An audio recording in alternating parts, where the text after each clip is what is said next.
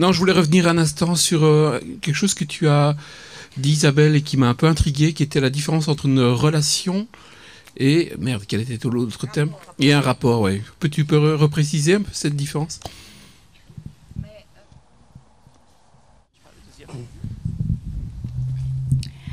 Quand on dit tout est relation, c'est un peu la même, comment dirais-je, le même recul que je peux avoir, quoique des penseurs comme Leibniz ont pu dire ça, que quand on dit nous sommes tous partie du système ou tous coupables, nous sommes tous compromis, ça c'est certain. Mais donc nous sommes tous ou tout est, ça bloque l'imagination, ça bloque la pensée. Le rapport, au contraire, c'est quelque chose qui doit être cultivé et qui peut être détruit. Et les rapports, c'est aussi quelque chose de très important en biologie. Évidemment, tout est si vous regardez cet arbre, il est en relation avec une infinité de choses.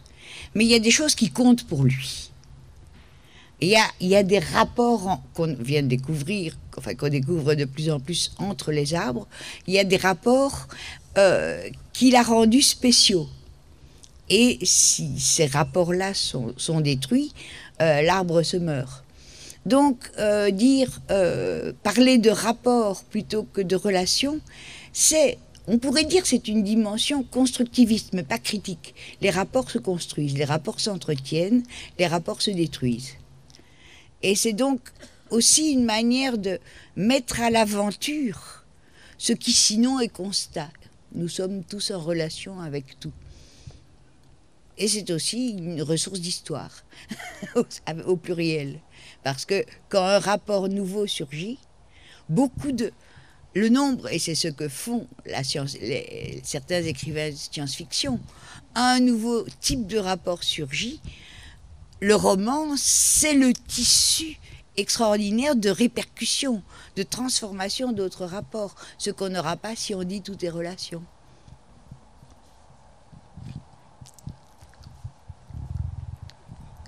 Autre question? Ouais. Je vais essayer d'arriver là avec le micro, mais non, ça va plus simple.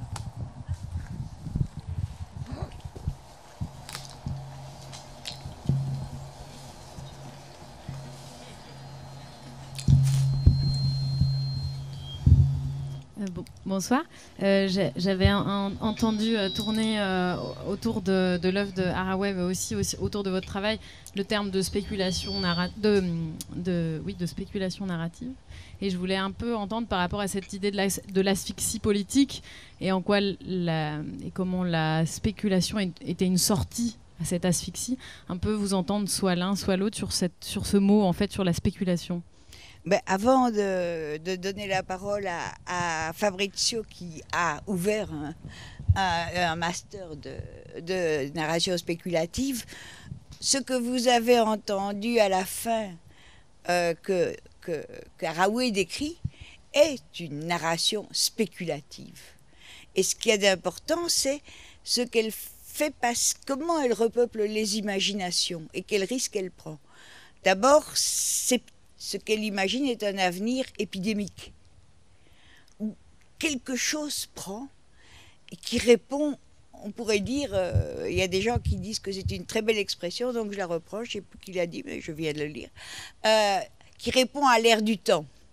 Et pas au sens de mode, mais au sens de yearning, d'appel à.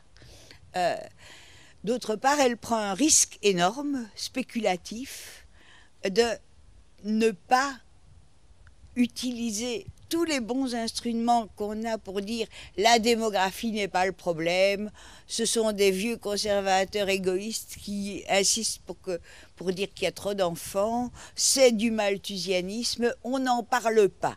Et dans l'académie, c'est effectivement un tabou qu'elle enfreint, mais qu'elle enfreint à sa manière, c'est-à-dire proprement avec une vibration de oui, il faut en parler, mais aussi comment en parler. C'est-à-dire, vous l'avez vu, non pas moins d'enfants au sens général du terme, mais un art de faire des enfants est toute une recréation. Je ne dirais pas que c'est de la dénaturalisation. Vous savez, le couple, une personne, un homme, une femme et 1, 2, 3 enfants, c'est une invention européenne, bourgeoise. La polygamie etc. était une solution parfaitement intéressante et que personnellement, parfois, je regrette. En tout cas, l'idée de multiplicité, je veux dire...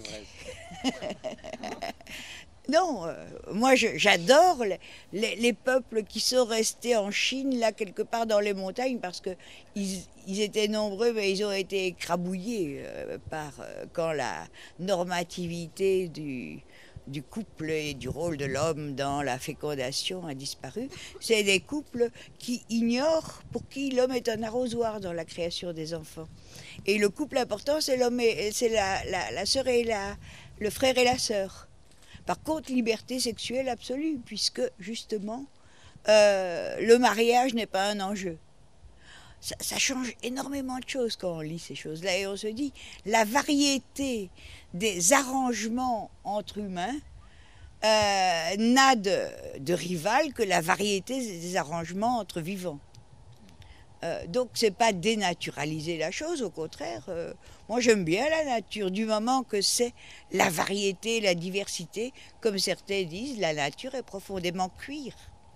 Si on va dans les coins, il y a très peu de naturel dans la nature. Hein. Elle n'est pas normative pour un sou, la nature. Donc je crois qu'il faut réhabiliter la nature dans sa queerness, dans ses variétés, dans sa profusion imaginative et dans sa profonde amoralité.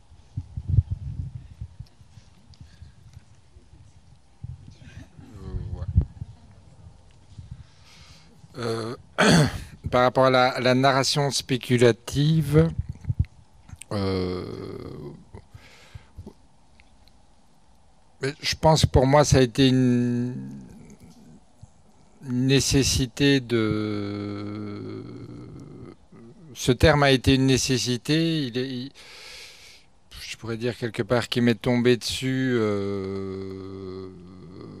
à la croisée de mes recherches, de mon travail. C'est quelque chose qui est arrivé, on pourrait dire après coup. Je me suis pas dit il faut que je trouve un terme. C'est un terme qui m'est tombé dessus.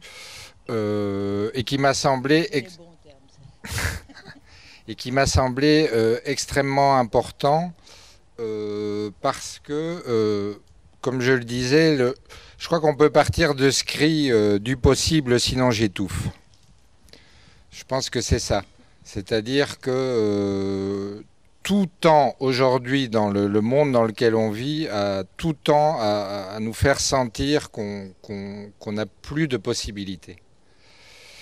Et quelque chose qui vient nourrir ce terme, qui est une phrase d'Isabelle, vous voyez comme c'est cul et chemise aujourd'hui, c'est la lutte des possibles contre les probables. Et c'est ça qui m'a intéressé, c'est-à-dire d'un côté le registre des probabilités, c'est-à-dire ce qu'on va pouvoir calculer, et il est tout à fait probable que cette planète est totalement dévastée. Comment, à l'intérieur de cette probabilité, on va pouvoir tirer des fils et donner un appétit du possible. C'est vraiment cette notion de mise en bouche, c'est cette notion d'appétit qui est pour moi centrale. Alors c'est vrai qu'en ayant fréquenté beaucoup de milieux militants qui étaient tous très intéressants, on pouvait petit à petit garder en bouche le goût du probable, c'est-à-dire qu'on avait cultivé une manière impitoyable d'analyser les probabilités, en oubliant cette dimension qui me semble extrêmement importante de donner l'appétit du possible, de cultiver ça. Et donc, Je peux expliquer ça très simplement par deux petits exemples. Isabelle parlait de la pensée queer. C'est quand même extraordinaire de relire le roman d'Ursula Le Guin qui s'appelle La main gauche de la nuit et de se rendre compte qu'elle avait tiré ce fil-là d'une société qu'elle projetait dans le futur et qui était totalement réinventée et transgenre avant même que la culture queer n'existe. Donc l'importance d'en avoir fait un récit et les types d'enfantement proches ou lointains que ça peut produire. Dans un autre registre, je participe à... J'allais dire avec Isabelle, mais ça devient exagéré. Je participe avec Isabelle à un collectif qui s'appelle le Ding Dang Dong, qui est un collectif autour de la maladie d'Huntington et qui tente de repenser la place de l'usager, on va dire, de cette maladie rare et très dévastatrice, et qui pense là aussi comment repenser, lutter contre les énormes probabilités de cette maladie.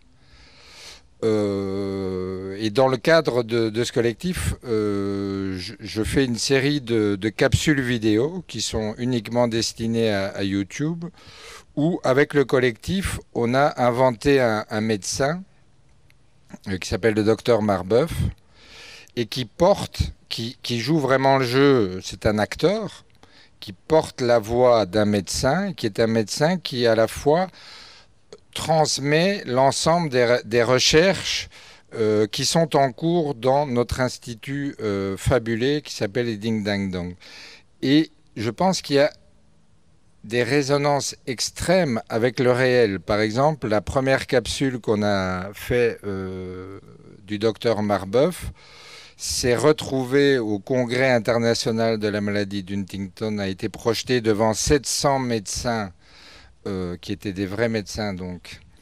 Ils avaient Dr Marbeuf qui leur parlait en vidéo et qui leur expliquait qu'il avait mis en place un nouvel hôpital, qu'il avait changé les techniques et on avait nourri le discours du docteur Marbeuf à la fois de choses qui n'existaient pas encore et qu'on sentait potentiellement des voies potentiellement extrêmement intéressantes, et à la fois de pratiques alternatives déjà existantes, par exemple dans des instituts en Hollande. Et donc on avait énormément nourri ce personnage. On avait travaillé avec je ne sais plus ce qu'elle est, Katia, une neuropsychiatre, voilà, qui a été vigilante à l'ensemble des termes utilisés, etc., pour que ça ressemble vraiment à un médecin qui parle, et qui a complètement créé le trouble par rapport aux 700 médecins, avec certains qui ont cru que c'était un médecin et qui se disent mais c'est pas possible, ou est-ce que des malades qui disaient mais c'est pas possible, on veut aller dans ce nouvel hôpital. Une série de discussions où la délégation française qui était clairement attaquée, puisque l'Institut part d'une situation française, où la délégation française qui se sentait clairement attaquée, etc., etc. Je pense qu'il y a eu moyen de créer énormément d'émulation et de pensée en inventant un personnage qui lui-même portait une série de potentialités et de réflexions, de recherches qui étaient en cours. Voilà. Et là, l'une des caractéristiques, là je parle de la seconde capsule du docteur Marbeuf qui a été, je crois, aussi visionnée et sans scandale. Là, dans cette capsule, le docteur Marbeuf a reçu une lettre d'une voyante. Et la voyante l'entretient de la relation entre leurs deux rôles, celui d'avoir annoncé à quelqu'un que son test à la maladie de Huntington, le test génétique présymptomatique, est positif, et la voyante qui a à dire qu'elle voit de très mauvaises choses dans l'avenir de celui qui la consulte. Et c'est un superbe texte. Et il le lit et il est impressionné. Et il se dit, j'ai besoin des conseils, cette voyante, c'est des choses qui nous seraient utiles à nous médecins dans cette situation où notre savoir est déconnecté de notre pouvoir, puisqu'on ne sait pas guérir cette maladie. On peut prévoir que quelqu'un l'aura, mais on ne peut pas guérir. Bon, eh bien, là aussi, c'est de la spéculation au sens où il n'y a pas des roulements de tambour, je vais vous annoncer l'impossible, les médecins pourraient se réconcilier avec les voyants. Non, ça passe tranquillement et ça suscite l'imagination. Et oui, il n'y a pas besoin éventuellement d'opposer les pratiques des voyantes et surtout quand on pense à la psychologie, il y a peut-être moyen de créer des rapports plus intéressants si on s'intéresse aux pratiques des voyantes que si on s'intéresse aux pratiques, disons, des psychanalystes.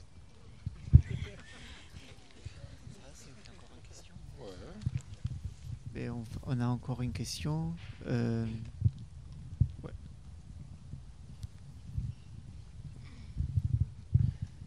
Bonsoir.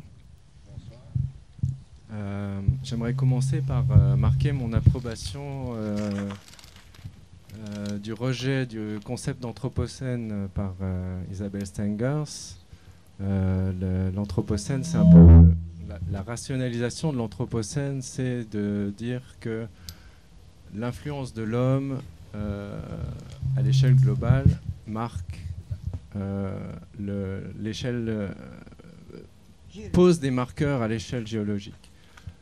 Mais ce concept omet ou passe outre l'historicité du concept d'Holocène qui démarre finalement au moment de la sédentarisation de l'humain. Et je pense que c'est important de prendre ça en compte quand on pense à tous ces concepts d'influence géologique de l'homme. Maintenant, il y a deux choses qui m'ont frappé dans le discours de Haraway dans ce film. D'une part, j'ai senti une espèce de désarroi lorsqu'elle parlait des ismes du capitalisme, etc., où finalement elle n'arrivait pas vraiment à marquer cette historicité.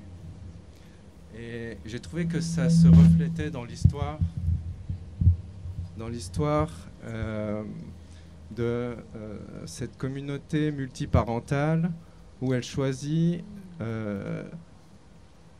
d'utiliser comme parent un papillon. Symbiote, hein? Un symbionte, c'est très bien. En revanche, elle pose la prémisse de l'accompagnement de l'enfant durant toute sa vie. Or, le monarque, lui, vit 2 ou 3 jours. Et donc, elle aurait peut-être pu choisir un dé à coudre, puisqu'elle est technophile. Et je voulais vous poser cette question-là de l'historicité de ce parent tiers. Voilà. Mais j'insiste parce que le tiers, c'est pas le monarque. Chaque enfant doit avoir 3 parents humains de sexe indéterminé et parfois variable. Donc, ils peuvent être trans ou connaître des métamorphoses trans. L'enfant peut créer un rapport symbiotique avec notamment les êtres d'une espèce menacée. Et le monarque est menacé. Le monarque parcourt chaque année des milliers de kilomètres. C'est une merveille. Et peut-être que dans 20 ans, il n'y aura plus de monarque, comme les choses vont. Donc c'est une alliance multispécifique, là. Et le fait qu'un individu monarque puisse avoir un temps de vie assez bref n'est pas ce qui compte ici. Ce qui compte, c'est le ongoingness. C'est un beau terme anglais très difficile à traduire parce que c'est plus dynamique que continuation. le ongoingness de cette aventure formidable des papillons, de la multitude des papillons monarques parcourant les continents d'année en année. Tout cela a eu lieu sans cesse et tout cela pourrait s'interrompre. Donc le kin là, c'est un kin multispécifique. C'est pas l'enfant avec son papillon, sinon il n'y aurait pas de quoi faire une vie. Et puis le papillon, ça le dérangerait très fort.